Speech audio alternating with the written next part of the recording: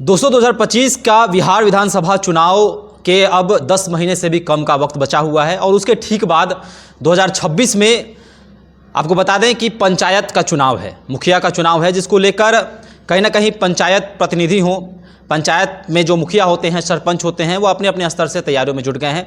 जो मांग हैं उस मांगों को भी रख रहे हैं। देखिए, पटना, बिहार की राजधानी पटना में एक बड़े कार्यक्रम का आयोजन करवाया जा रहा है, जिसमें 11 सूत्री मांग को रखा जा रहा है।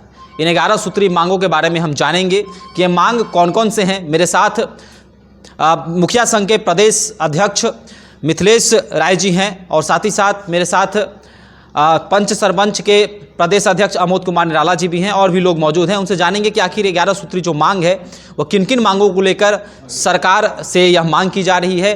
सब यह 11 सूत्री मांग जो हैं वह रखे जा रहे हैं। सबसे पहले हम मिथिलेश कुमार राय से बात करेंगे, प्रदेश अध्यक्ष हैं मुखिया महासंघ के।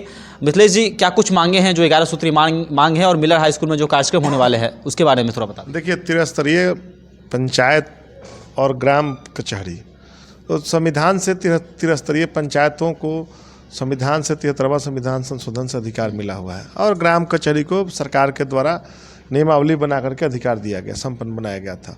लेकिन लगातार जिस प्रकार से अधिकारों में निर्वाचित सरकार, जो ग्राम सरकार निर्वाचित गांव की सरकार है, ग्राम कचहरी निर्वाचित जो है, जो उसको जिस प्रकार से सत्ता में बैठे हुए सत्तासीन लोग व्यवस्था को जिस प्रकार से कुचलने का काम किए हैं, जिस प्रकार से जो व्यवस्थाएं को कमज़ोर की गई है, जो न्यायिक व्यवस्था, जो ग्राम न्यायालय को मजबूती से काम करना था, न्याय के साथ गाँव का विकास किस प्रकार से ग्राम पंचायतों के द्वारा संपन्न हो सके, आज ग्राम सभा के महत्व को समाप्त कर दिया गया है। आज पूरी तरह ग्राम सभा में अधिकारियों के द्वारा बीच अलग अलग आदेश जारी करके और ग्राम सभा के महत्व को, मतलब जो योजनाएं पारित की जाती है उसका समय पर इम्प्लीमेंट नहीं करा पाती है ग्राम पंचायतें।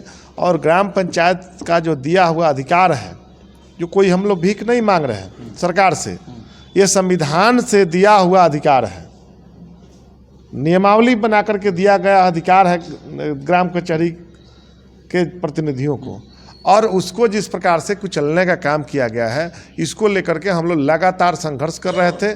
और सत्ता में बैठे हुए लोग, सोए हुए लोग जो गूंगे बहरे बने हुए हैं, उनको जगाने के लिए हम लोग लगातार कोशिश कर रहे हैं और संदेश आप लोगों के माध्यम से बताना चाहते हैं कि आगामी 28 जनवरी को पटना के मिलर स्कूल के प्रांगण में हम लोग ग्राउंड में हम लोग आकर के और सरकार को संदेश देने का काम करेंगे कि सत्ता में बैठे हुए जो भी अधिकारी तंत्र हैं, जो व्यवस्थाएं हैं, किस प्रकार से हमारी व्यवस्था को कमज़ोर करने का काम किया गया है।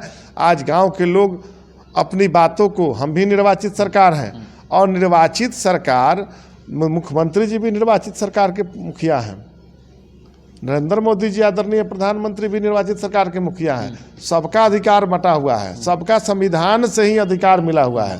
तो आपका अधिकार संविधान से मिला हुआ है, उसका आप उपयोग करते हैं और हमको ही संविधान ही अधिकार दिया है, तो हम इस संविधान के अधिकार से हमको जब अधिकार प्राप्त है तो क्या हम उसका उपयोग नहीं कर सकते हैं? सीधा दबाव है कि ग्राम पंचायत के जो भी जनप्रतिनिधि हैं वो दबाव में काम करते हैं, अधिकारियों का हस्तक्षेप जो है उनके साथ होता है, लगातार हस्तक्षेप रहता है। अब हम लोग बर्दाश्त नहीं करेंगे। सभी प्रतिनिधि जो आपस में लड़ाने का काम किया गया था, अब सभी समझ चुके हैं और सभी त्रिस्तरीय और ग्राम कचहरी के प्रतिनिधि एकजुट हैं और आगामी 28 जनवरी को पटना के मिलर स्कूल में हम सरकार को हम लोग पहुँच करके बताने का काम करेंगे, सरकार को दिखाने का काम करेंगे कि आपकी व्यवस्थाएं किस प्रकार से कुचली जा रही है। अमोद कुमार निराला जी, बड़ा आरोप आप लोग लगा रहे हैं कि जनप्रतिनिधियों को स्वच्छंद मन से काम नहीं किया जा रहा है, स्वतंत्रता पूर्वक वो काम नहीं कर रहे हैं, क्या अभी ऐसा मानते हैं? देखिए श्रीमान, भारतीय संविधान में 3 तरह की व्यवस्था की गई है, लोकसभा, विधानसभा और राज्यसभा। लोकसभा, विधानसभा और राज्यसभा 3 तरह की व्यवस्था है। तो लोकसभा तो चल रहा है, विधानसभा भी चल रहा है, राज्यसभा कहीं है, उसके बीच में एक आता है ग्राम सभा। ग्राम सभा को शून्य बटा सन्नाटा किया गया है। हम त्रिस्तरीय एवं ग्राम कचहरी प्रतिनिधियों को हाशिए पर रख दिया गया है। इसका मतलब सीधा सीधा यह होता है कि संविधान का अपमान हो रहा है। हम संविधान को बचाएंगे अपनी एकता को बचाएंगे, अपने संघर्ष को उज्जवल करेंगे। और इसलिए ग्राम कचहरी एवं त्रिस्तरीय पंचायत प्रतिनिधि एकजुटता के साथ मिलल मैदान पटना में लाखों लाख की संख्या में पहुंचकर अपने 11 सूत्री मांगों के समर्थन में कार्यक्रम करेंगे और कर रहे हैं। एक और चर्चा है कि हर 2 साल के बाद जो है 2 टर्म के बाद आरक्षण के नियमों में बदलाव होता है। इस बार भी 2026 के पंचायती राज जो चुनाव है उसमें आरक्षण के नियमों में बदलाव करने की कोशिश जो सरकार कर रही है, इसको लेकर क्या कुछ कहेंगे? वह प्रक्रिया सिस्टमैटिक है, उस पर मेरा कोई कमेंट नहीं। किसी जाति धर्म पर मेरा कोई कमेंट नहीं होता है। लेकिन एक बात मैं बता दूं खरे खोटी, 2006 से 2001 से वेतन भत्ता पेंशन और सुरक्षा हर एक जनता को मिलना चाहिए।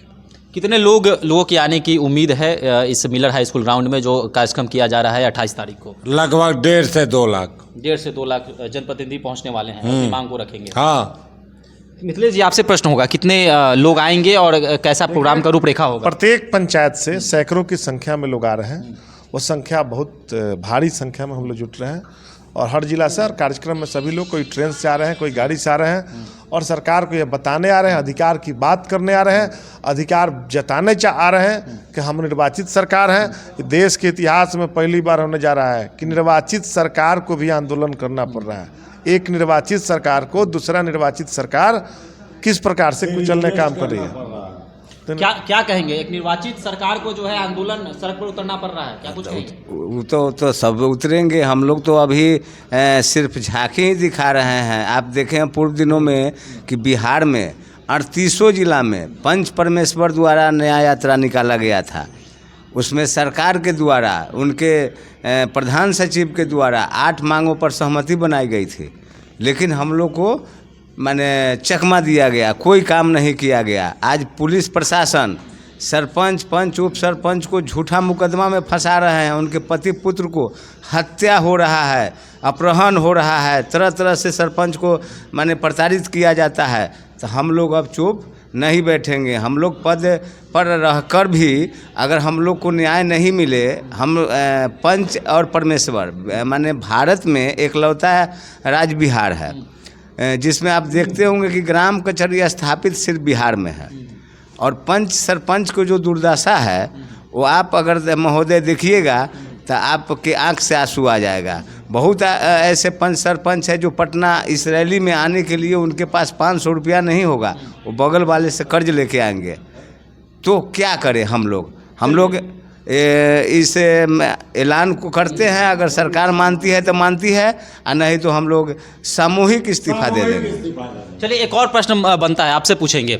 मुखिया, सरपंच, जो भी ग्राम पंचायत के जनप्रतिनिधि होते हैं, उनकी सुरक्षा के लिए जो है लगातार आवाज़ उठाया जा रहा है। तो क्या लग रहा है कि उनकी सुरक्षा में भी जो चूक हो रही है, उनको सुरक्षा भी मिलनी चाहिए, ये भी मांग है? हाँ, सुरक्षा मिलनी चाहिए। सरकार से हम लोग बहुत पहले से अनुरोध कर रहे हैं, लेकिन सोई हुई सरकार है, जगाने का प्रयास कर रहे हैं। पिछले बार भी हम लोग एक संगठित होकर आवाज़ उठाए थे, शायद सरकार के कान में भी गया, लेकिन अभी तक हम लोग के बारे में कुछ सोचा नहीं गया है। आप क्या कुछ कहेंगे? क्या स्वतंत्र रूप से काम नहीं किया करने दिया जा रहा है? सुरक्षा में बड़ी चूक है। पंचायती राज को, त्रिदशीय को और कचहरी को तो सरकार कुछ वजन नाम का चीज़ें नहीं पूछता है कि हम क्या है लोग, जबकि उन लोगों का ही हम लोग अंग है। विधानसभा के जो होते हैं, विधायक होते हैं, MP होते हैं, उसी तरीके से मुखिया सरपंच होते हैं, उसी के वोट से जीत कर जाते हैं। लेकिन इसका जो कोई लगाव नहीं है हमारे जो है ना ये बिहार में, इस चीज़ के लिए बहुत ज़्यादा क्षोभ है। हम लोग इसलिए तंग आ गए हैं सरकार से और चाहते हैं कि सरकार को बदलने का भी कोशिश करेंगे और हम लोग भी इस्तीफा देंगे कि सरकार अपने स्तर से चलावे, पंचायती राज को ही बंद कर दे।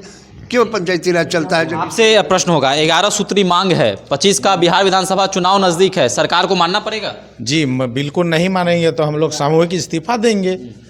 और अभी विधायक जी का हो चाहे सांसद जी का हो, इन लोग का वेतन भत्ता सब कुछ मिलता है, मगर आज तक सरपंच साहब के लिए कुछ नहीं है।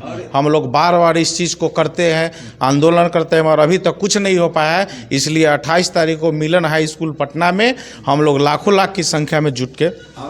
एक और बात, हम लोग पंच परमेश्वर के द्वारा और पंच सरपंच से ऐलान हम लोग कर रहे हैं कि जो सांसद विधायक पंच परमेश्वर पंच सरपंच के दुख दर्द को नहीं समझेंगे, उनको 2025 में हम लोग सभी क्षेत्र में रोकने का काम करूंगा। मिथिलेश जी, अंतिम प्रश्न होगा, जो भी लोग, जो भी जनप्रतिनिधि देख रहे हैं, उनको क्या सूचना देंगे, क्या मैसेज देंगे? एकदम सभी से अपील है कि 28 जनवरी को अधिकार की बात करने के लिए ग्राम स्वराज हमारा अधिकार, ग्राम कचहरी हमारा अधिकार, इसको लेकर के हम लोग चलेंगे और मजबूती से हम लोग ऐसा ही रहेगा जी। अंगूठा दिखाइए।